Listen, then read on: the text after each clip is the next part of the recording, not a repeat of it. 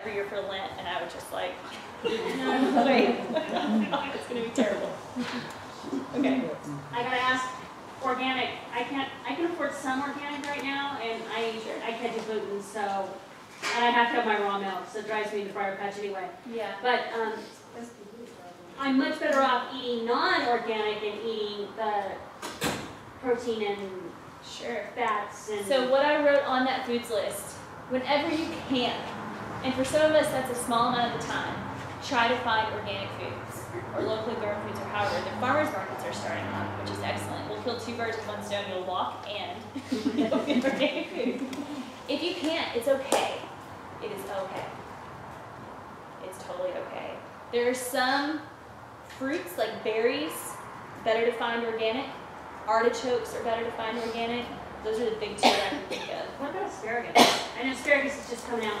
It's not one that I've read a lot about. Those are the two I've read a lot about are berries and artichokes. Some people think they're allergic to berries, and they're not. Especially strawberries, they are just actually sensitive to the spray.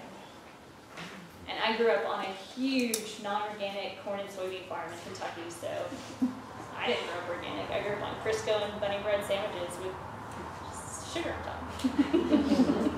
So no judgment there. Do the best you can. And it'll be good enough. Do you all have any other questions? Is this list complete, or? It is a good guideline. Yeah, because you mentioned the tortilla, for example, aren't they on? Sure. So if corn you, tortilla, whole wheat tortillas. I like corn tortillas. They have wonderful whole wheat tortillas.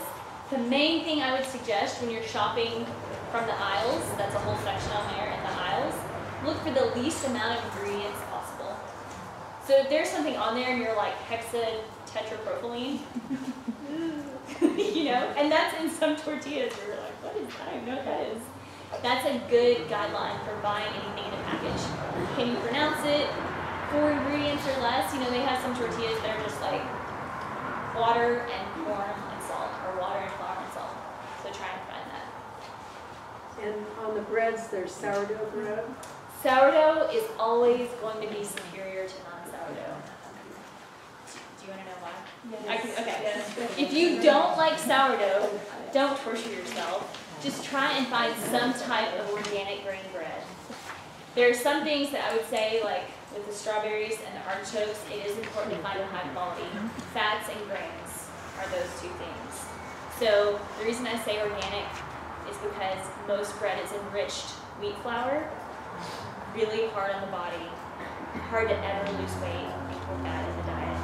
The reason I say sourdough or sprouted, like Alvarado Street sprouted, all grains come with a little immune system, because if they didn't, they would sprout whenever, and they would just kind of waste their life, right?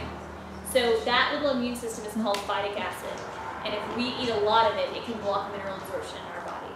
And sourdoughing a grain, soaking a grain, basically you've heard soak your nuts and seeds and all the hippies, soak your nuts, you know, in ball jars, you know, the whole thing. Sourdoughing releases that phytic acid so that you don't eat it.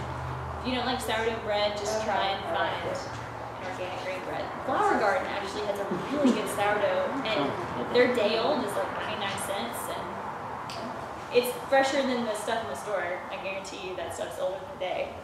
So Flower Garden has good bread. But the sprouted is good. Sprouted or sourdough. If you like sourdough bread, get sourdough. Yeah. What about cheese? Cheese. Full fat cheese. Don't go for any low fat almond cheese or like that. I think it's fine. It's not something I would eat if you know that if you don't feel right, when you eat it. And I feel right. So you are funny. And you bring up a really good point. I am a dairy queen. Literally, did the dairy queen like almost every night when I was growing up. If you like love a food so much that the thought of not eating it is really hard for you, you might want to think about taking a break from it just to see. Well, what cheeses are better than others? I mean, like, usually with cheese, I just try and look first for an aged cheese. It's always going to be a little bit easier in this realm of losing weight. There's more bacteria. I could do a whole lecture on bacteria, that's like my passion. But those little guys will help you lose weight. 100%. Probiotics, excellent. That's why I'm telling you to drink the icky stuff in your kombuchas, because all that is bacteria. So aged has more bacteria. I try and find it without growth hormones or things like that. Tillamook is a nice balance. You know, it's not the super expensive organic stuff, and it's not, you know, there's a lot of hormones and like that, so it's right in between. Sharp cheddar, if you just think of it, your salivary glands are like. So if you think about what we talked about earlier with the digestive system, that's going to be an excellent cheese. In general, I would say to eat a little bit less cheese is going to be better for most people. I wouldn't say totally cut it out unless you know that you're like, oh, it doesn't work for me. But a little bit less is better. Until it has that like extra sharp cheddar and the black fat. It's got like a skull and crossbones on it. What about Greek yogurt? If it's full fat, I'm fine with it. Okay. Yeah, I just don't want you to take the fat out because then your carbs go up. The worst thing you can do for weight loss, and I saw it all the time because I was a barista for years, people would come in and they would get a non-fat mocha latte, right? They have all the fat taken out of the milk, so it's just pure sugar. And then they get the mocha, which is pure sugar, and then the caffeine, you know? And at one point, I was friends with this woman, and I was like, why did you get full fat? You know, like, if you got heavy cream with that, you'd actually, like, probably, you wouldn't gain weight with it. And she was like, oh my God, really? So that's why I say full fat for things. If you take the fat out, the sugar goes up, and your body will store it as fat. It's proven over and over. I know it's counterintuitive, like when I first learned it, my brain was like, what? But you'll get used to it. You can eat as much fat and protein as you want. If you don't eat carbs, you will lose weight. That's Atkins. And I'm not proposing that we do that. That's too extreme to do for 30 days. He never thought somebody should do it for 30 days. He was really straight about that. But to go in that general direction is just wonderful for lifetime eating habits. But by no means just like cut anything out. That makes you not want to, keep to a protocol. So if you are going to have coffee, you say do the half and half. Or even heavy green. Why even put half carbs in? Why you gotta have that? I'm good with You know what I mean? So now I'm not saying to pour the whole thing into your coffee. And that is something that a lot of us do. Are you guys okay with looking at me like this? We overeat, right? We do. And then we undereat because we're guilty about overeating. And then we're hungry and so we overeat. Or we're stressed out or whatever. Trying to find a balance with food, which comes the most easily I've found with eating small meals throughout the day, is the best way to lose weight. You're not starving yourself, so your body isn't holding on to anything, and also eating small meals throughout the day balances out your blood sugar. So who here gets the hangries? You're hungry and you get angry, and your friend is like, have some almonds. That's a blood sugar crash. So eating a little bit throughout the day will help that. And when that is balanced out, weight will drop like a stone. It's amazing. Yeah. Just having, people learn when they're with people like that in a relationship, they always have a little food on them. Yeah, they're like, oh, just have a little something to eat. Right? So when you get that balanced out, you will lose weight. There's no doubt. That was my huge struggle. And when I finally figured that out, I was like, oh my God. Yes. And you're not hungry anymore. Yeah. About carbs Sure. and whole grain. I don't know why I'm under the belief that if it's whole grain, then it's not so bad. Because you've been marketed to really well. Like they're experts, And me too. Like sometimes I feel the same way, and I've had 10 years of education behind me. So if you buy a whole grain like oats or rice, excellent. A whole grain bread, read the label. There's whole grains and 27 other weird processed ingredients and added niacin and biofaldomine and crazy ingredients. So a whole grain in and of itself is an excellent mineral-rich vitamin B rich usually food.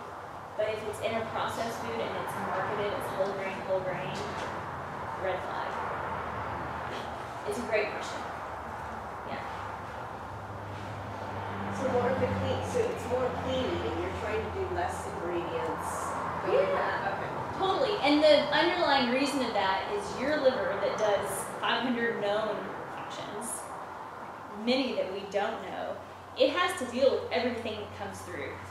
So I just wanted to deal with a little less, because when it deals with a little less on this end, it's going to take care of more in this direction. Period. It just starts to work great, and then you start to look great. That's how it goes. Y'all feeling good, or are you starting to glaze? Are you stoked? I mean, this is a beautiful way of eating. It's satisfying, your body balances, you lose weight, your energy comes back, you feel like you can get out of bed in the morning, you don't feel like you need a 45-ounce coffee at 3 p.m. That's one of the main things that happens, is your crash doesn't happen. So things start to change, and if you guys have any questions, I'm here. I tell my clients all the time, call me, ask me anything. They call me from the grocery store, they send me pictures of their poop, they do all this stuff. And I love it because they're stoked, because their body is starting to work right. They really do. Okay? So if you guys have any questions, let me know. You're welcome. Did you email like recipes already? I did, and if you didn't get them, come up and give me your email address. Well, you emailed, I got tonight's class, but I didn't get the recipe. Talk to me after. Let's make sure that you're getting it. Excellent. Okay, she said, what about beets? Awesome. Awesome, awesome, awesome. No beets. Beets are, your liver loves beets. Do you want to know a trick about beets? If you urinate red after you eat beets, keep it in the back of your mind, because it means there's some digestive something going on that's not just right. And probably at the end of this 30 days, it won't be as intense of a color if you eat it. Kind of test yourself. It's called a color test. The same protein in beet that the color is attached to is the hardest protein to digest. So if you're urinating that color, there's something going on. Full result. Is that the same thing with the slurp? Different. Asparagus is excellent.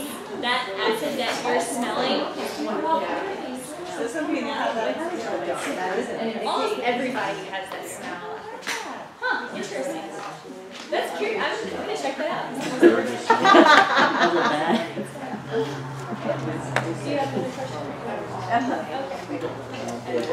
All right, are there any more questions on the nutrition side of it? If there are, that's okay. Again, if you are doing the exercise portion of it and haven't had your first class yet, I can go over any of that with you as well for scheduling your classes here.